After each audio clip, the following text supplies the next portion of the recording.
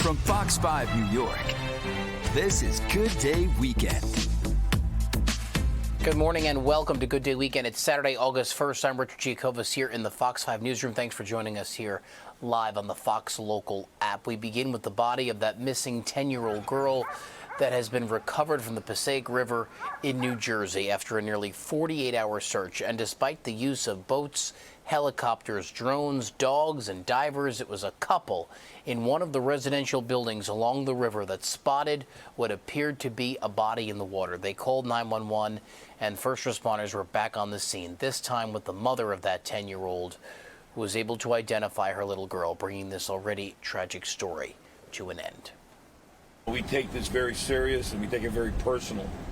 And we all have children, we all have grandchildren. And this was a tough one.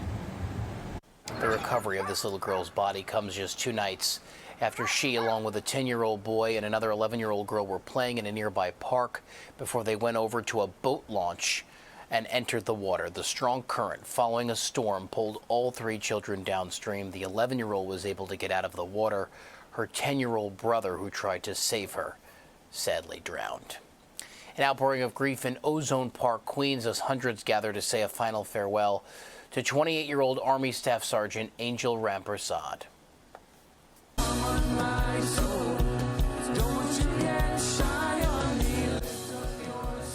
A number of elected officials joining family and the community for the emotional service yesterday. The Pentagon says Rampersad was killed in action back on July 17th during an enemy attack on an Air Force base in Jordan. Tears fell hardest when the staff sergeant's grieving mother spoke of the unbreakable love between a parent and child. I want you all to know, all those who have kids, love your kids, hug them. I don't have minds to hug anymore. But to those who have, embrace them, cherish them, and be there for them. Sergeant Rampersad is being laid to rest at a cemetery in Farmingdale. And take a look now at your weekend weather forecast today. It's warm and humid. Got a peak of sun this morning, but mostly overcast. Temperatures nearing the 90s, however, so look out for the humidity. Tonight we'll get some cloud coverage that'll lead to some rain late tomorrow night, when the August summer heat will then pick back up. An unsettled week ahead. The most recent MTA fare hike was just more than 6 months ago, and now the MTA is laying out its preliminary plans for another possible increase in the coming months. Fox 5's Francis Wang has the details and reaction from commuters in Harlem. Well, riders point out when you take the bus or the train 2 times a day, 5 times a week, the cost can really add up. Base fares just went up to $3 this January, and now the MTA is already talking about increasing it again next March. Here in New York, no matter which line you take or which route you ride, the price has been moving in only one direction, up. I'm not happy about it at all. But what can we do? For more than 8 years, the base fare held steady at $2.75. It increased to $2.90 in 2023, then to $3 this January. For riders who depend on transit every day, word of yet another increase comes as a shock. But many say they have no other choice. March 2027. Oh, I didn't know that at all. This commuter is trying to save up for a car, and even riders who can handle another increase know that's not the case for everyone. Just because I can afford it doesn't mean it's affordable. At Wednesday's board meeting, MTA leaders acknowledged the pressure. They say costs are rising faster than revenue, while fare evasion is above 40%. My view is the riders should not have to bear the full brunt of the cost, but we need a strategy. The MTA says it is working to expand half-price fares for more eligible New Yorkers. A fare is required to ride. But remember, this proposed fare change has not been formally approved, and the exact amount is still not definite. The MTA would still need to release the final proposal, hold public hearings, accept comment before the board takes a final vote. In Harlem, I'm Francis Wang, Fox 5 News. A dog owner on Long Island is sounding the alarm after she says her pooch accidentally ingested marijuana while on a walk. It's something that could have been prevented with just one simple action. Fox 5's Jody Goldberg explains from Roslyn. Coco's nose usually leads her straight to treats, but this time it led to a terrifying trip to the emergency room. I was walking her on Sunday, and when we got home, she was acting very bizarre. Like most dogs, the 6-pound toy poodle loves to sniff everything. But while walking through the village of Roslyn with her owner, Rhonda Samuel, that curiosity led her to a discarded joint. She was like a bobblehead in the back of a car, one of those dogs that go like this. I picked her up and put her down, and she couldn't walk. Panicked, Rhonda feared Coco was suffering a stroke or another neurological emergency. But veterinarian Dr. David Halpern says she was showing the classic signs of being stoned. Just being very dazed, distant. The term is ataxia. Rhonda says it's happened to Coco 3 separate times. Dr. Lauren Benson, medical director at Veg in Carl Place, says emergency vets are seeing cases like this more than ever before. Now we have cookies and brownies and gummies, so it's less about maybe as prevalent and more that the amount of THC present in the item is so much higher. Rhonda says it happened somewhere along this sidewalk. Coco likely took a sniff and then a taste. It happened so quickly, she didn't even realize anything was wrong.